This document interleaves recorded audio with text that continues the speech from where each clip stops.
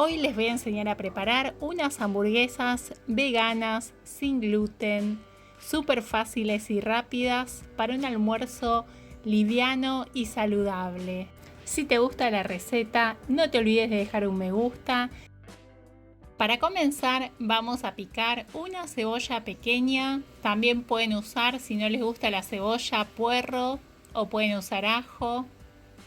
Una vez que la cebolla está picada, vamos a picar medio pimiento rojo, puede ser verde, puede ser amarillo.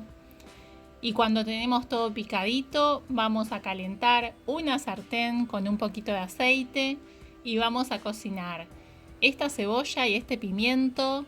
Cuando ya están tiernitos, vamos a agregar los condimentos. Les cuento qué condimentos voy a usar. Voy a usar pimentón ahumado, curry, orégano y comino. Ustedes pueden usar los condimentos que tengan en su casa, los que más les gusten. Esos van a quedar fantásticos. Vamos a agregar los condimentos, a mezclar muy bien esto que va a ser el sabor de las hamburguesas veganas sin gluten. Van a quedar súper sabrosas. Y vamos a apagar el fuego y a reservar. Mientras tanto vamos a rallar una zanahoria y vamos a usar una taza de zanahoria rallada. La colocamos en un recipiente y también vamos a usar espinaca. Vamos a picar la espinaca cruda en pedazos bien chiquititos. La vamos a picar bien y vamos a usar una taza de espinaca picada. También pueden usar acelga o pueden usar cualquier otra hoja verde. Vamos a mezclar la zanahoria y la espinaca muy bien. Y vamos a agregar nuestra cebolla y pimiento con condimentos que teníamos reservado. Vamos a mezclar muy bien y agregar 2 cucharaditas de sal. Vamos a usar harina de garbanzo, que es una harina sin gluten. Si no tienen harina de garbanzo, también pueden usar harina de arroz.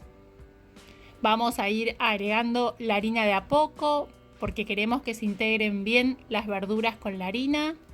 En total vamos a usar una taza de harina de garbanzo.